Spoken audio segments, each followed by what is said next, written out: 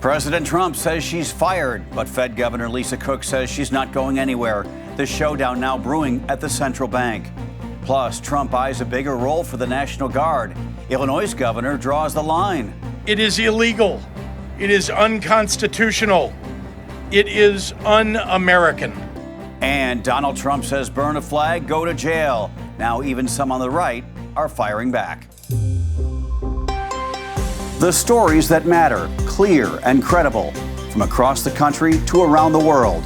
These are your unbiased updates from Straight Arrow News. Good morning, I'm Craig DeGrelli. A new showdown is brewing this morning between President Trump and the Federal Reserve.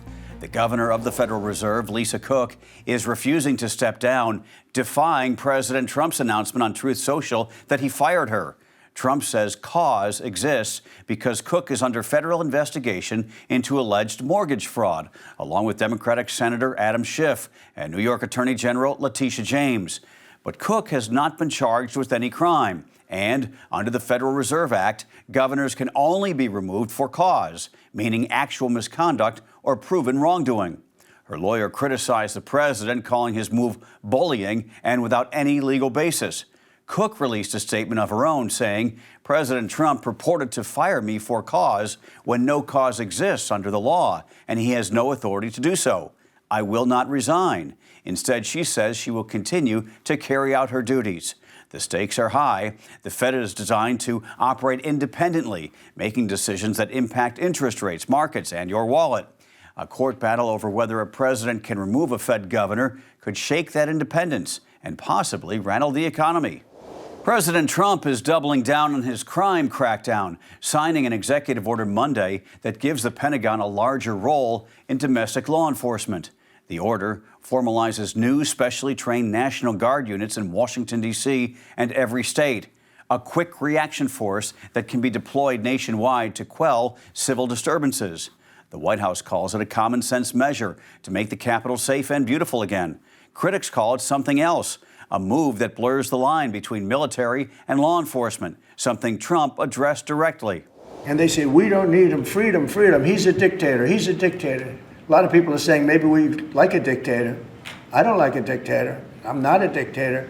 I'm a man with great common sense and I'm a smart person. And when I see what's happening to our cities, and then you send in troops, instead of being praised, they're saying you're trying to take over the republic. Donald Trump is now threatening to send Guard troops to Chicago next, saying he could solve the city's crime issues in a week. But Democratic leaders, including Illinois Governor J.B. Pritzker, call it un-American and a misuse of the military for politics. Donald Trump wants to use the military to occupy a U.S. city, punish his dissidents, and score political points. If this were happening in any other country, we would have no trouble calling it what it is, a dangerous power grab. Legal scholars say the order raises serious questions since the Posse Comitatus Act of 1878, which normally bars federal troops from policing American streets and restricts the use of the Army or Air Force for domestic law enforcement. For now, more than 2,200 Guard troops remain deployed in Washington, many already carrying their service weapons on patrol. And another executive order from President Trump is sparking backlash. This time, it's from his own side of the aisle. Trump signed an order Monday directing the Justice Department to prosecute people who burned the American flag. It also calls on Attorney General Pam Bondi to challenge the Supreme Court's 1989 ruling that flag burning is protected speech. But conservative commentators quickly pushed back. Radio host Dana Loesch called flag burning vile, but says the government has no right to control speech or expression. Commentator Eric Erickson wrote, it is well-settled constitutional law and that the executive does not get to create crimes.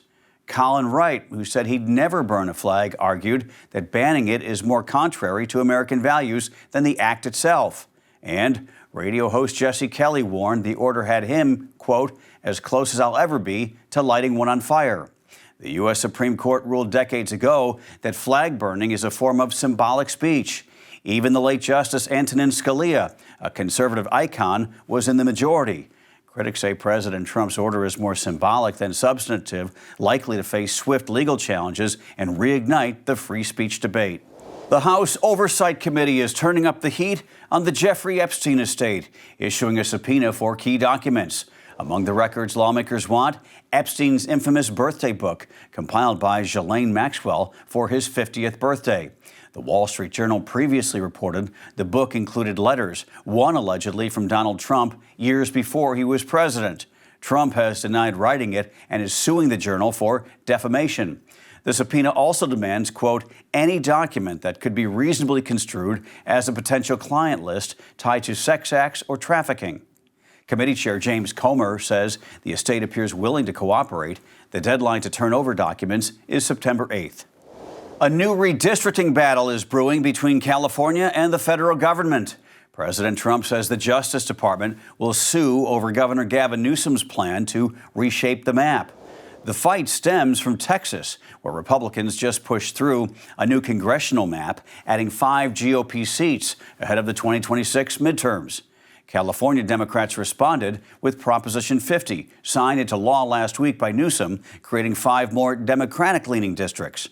Donald Trump, who cheered on Texas, now calls California's plan illegal and says a DOJ lawsuit is coming, quote, pretty soon. Newsom fired back with 2 words on social media, bring it. Republicans in California also filed an emergency petition on Monday asking the state Supreme Court to block a special November election on the proposal, arguing it violates the state constitution and undercuts the independent redistricting commission approved by the voters. Finally this morning, summer is winding down in many parts of the country. School is back in session. Fall is in the air.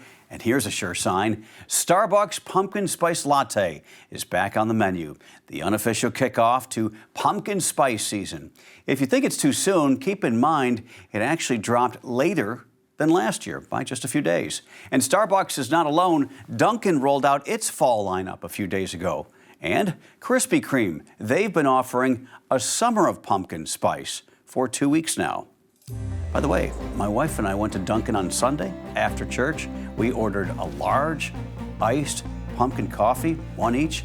It was delicious. A sign of the season for sure. Gotta love fall. Before we head out, here's what we're tracking today.